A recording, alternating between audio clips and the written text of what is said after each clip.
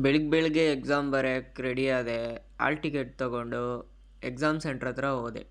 Exam ಬರೆದು ಆಚೆ ಬಂದ ಮೇಲೆ ಕಾಫಿ ಕುಡಿಯೋಣ ಅಂತ ಪ್ಲ್ಯಾನ್ ಮಾಡ್ತಾಯಿದ್ರಿ. ರೋಡಲ್ಲಿರೋ ಧೂಳೆಲ್ಲ ಇವನ ಗಾಡಿ ಮೇಲೇ ಕೂತಿತ್ತು, ಅದಕ್ಕೆ ಕ್ಲೀನ್ ಮಾಡ್ತಾವನೆ ಗಾಡಿನ. ಇವನಿಗೆ ಹೆವಿ ಖುಷಿ. ನೈಟ್ ಒಬ್ಬನೇ ಕೂತ್ಕೊಂಡು ಓದ್ಕೊಂಬಿಟ್ಟವನೆ. ಅವನೊಬ್ಬನೇ ಬರೆದ್ಬಿಟ್ಟು ಯಾವ ತಲೆ ತಿಂತಾವನೆ ಗುರು. ಕಾಫಿ ಕುಡಿಯೋಣ ಅಂತ ಆಚೆ ಹೋದ್ವಿ. ಇಲ್ಲಿ ಬಂದರೂ ಕೂಡ ಈ ಬೋಳಿ ಮಕ್ಕಳ ಎಕ್ಸಾಮನ್ನು ಬಿಟ್ಟಿಲ್ಲ. ಅದಕ್ಕೆ ನಾನು ಬಿಟ್ಟು ಅದೇ ಹೋಗಿದ್ದು, ನಂದು ನಿಂದು ಸೇಮ್ ಹೋಗಿತ್ತು. ಎರಡು ಮೈನಸ್ ಮಾಡಿದೆ, ಮತ್ತೆ ಒಂದು ಮೈನಸ್ ಮಾಡ್ಬಿಟ್ಟು ಇನ್ನೊಂದು ಮೈನಸ್ ಮಾಡಿದೆ. ಇದೆ ಇಲ್ಲೊಂದು ಸಮಸ್ಯೆ ಅದು ಹೋಯ್ತು, ಗೊತ್ತಾಯ್ತು. ದೇಹ ಅಂತ ಒಳಗೊಳಗೆ ಸ್ಟೀಮ್ ಆಗ್ತಾರೋ.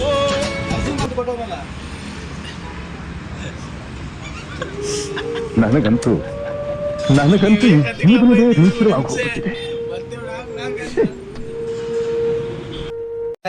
ಇಷ್ಟು ಹೇಳಕ್ಕೆ ಇಷ್ಟಪಡ್ತೀನಿ. ಓಕೆ ಫ್ರೆಂಡ್, ಬಾಯ್.